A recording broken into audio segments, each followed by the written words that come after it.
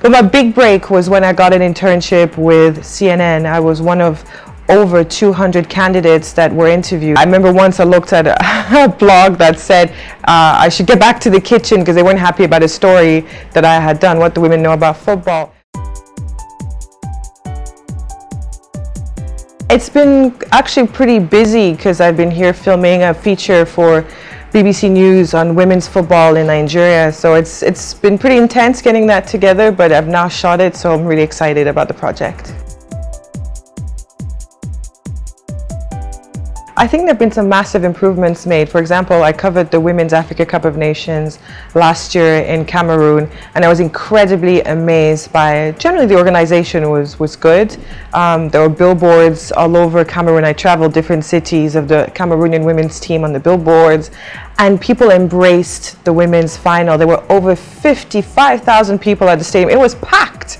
And even before, a few hours before the kickoff, there were people fighting for tickets outside. I was just so impressed. And even the women's players said they'd never seen anything like that.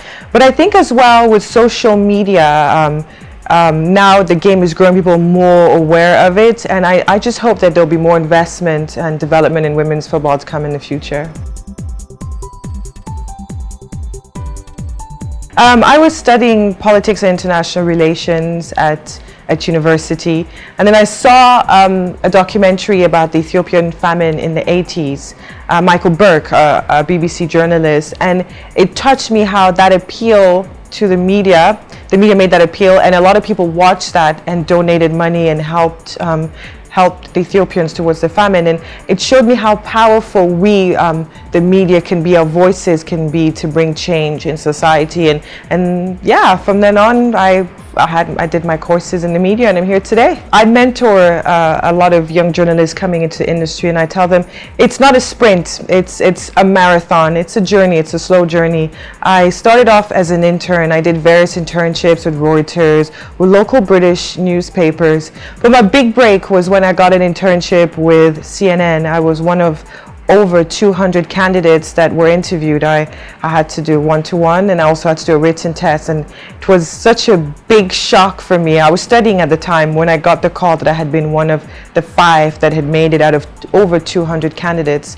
So that was, I think, my big break in the industry. And then from then on, I went to work at ITV News, an award-winning British television broadcaster. I did current affairs. I did a little bit of sport. I covered the Champions League for them. I was a producer for the Champions League in 2008 when Manchester United and Chelsea played the final in Moscow. And then from then on, you know, it just went to Vox Africa. I wanted to do more in Africa, and then I got the opportunity there to, you know, present a lot more, produce. I helped to produce the World Cup coverage first time in South Africa in 2010, but I did it from the UK. And then from then on, yeah, I just went out. I became one of the first female contributors on CNN on African football, covering the Africa Cup of Nations. I've done 2 Africa Cup of Nations editions so far with them, with the BBC. Kwesi Sports, ESPN, so it's just moved on from there.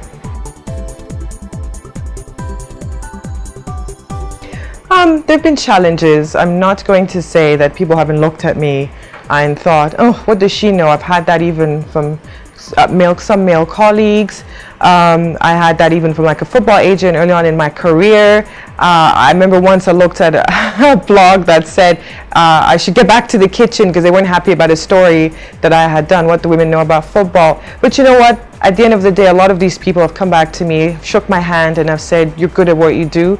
And that was their way of apologizing, basically, for some of the comments that they had made. So at the end of the day, I let my work do the talking. There's no point in having a confrontation with these people. You just keep your head down, you stay focused. And I think now I'm gaining the respect of a lot of my colleagues, admire my work, and as well, you know, fans, because at the end of the day, we want the fans to like the work that we're doing. I grew up playing sport. I was a volleyball captain in my school. I played basketball recreationally. I did some sprint, not that great. My twin brother was better, but I did some of that. So it's always been around me. I always grew up watching football, the World Cup, the Euros, the Africa Cup of Nations. As a little girl, I remember watching on screen growing up here in Nigeria, Rashidi Yakini. He was one of my football icons growing up. So I never knew that if I would fall into it. And when I came into the industry, I loved covering current affairs and as well sports. And I did debate for a while, which one do I specialize in? But it just so happens that a lot of my work has come doing football. So I'm grateful. I just didn't know how I was going to go about into that avenue. But once I covered, as I said, the Champions League at ITV News in the UK, it made me think, I can do this. And I've literally worked incredibly hard, long hours, sacrifices to be where I am today. And I still have a long way to go. I'm still evolving and growing every day.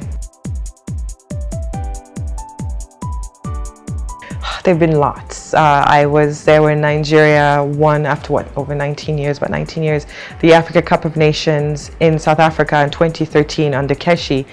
For me, of Nigerian heritage, it was an incredibly special moment to be there. And as well, through my work at Vox Africa, it's really given me to grow in the industry and create opportunities where people like BBC and CNN have recognized my talents in the industry, I guess. And yeah, one of the big ones was getting a call from CNN to be a contributor on African football. That was a massive audience for me.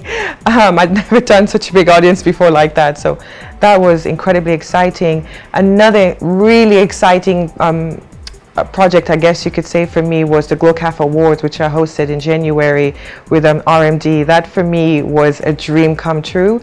That was something that I've wanted to do over the past few years, but I just never knew if it was going to come. And I said if it was going to come, maybe in a couple of years. But I always say God had different plans. God said, nope, you're ready for this year. And yeah, and it just fell on my lap.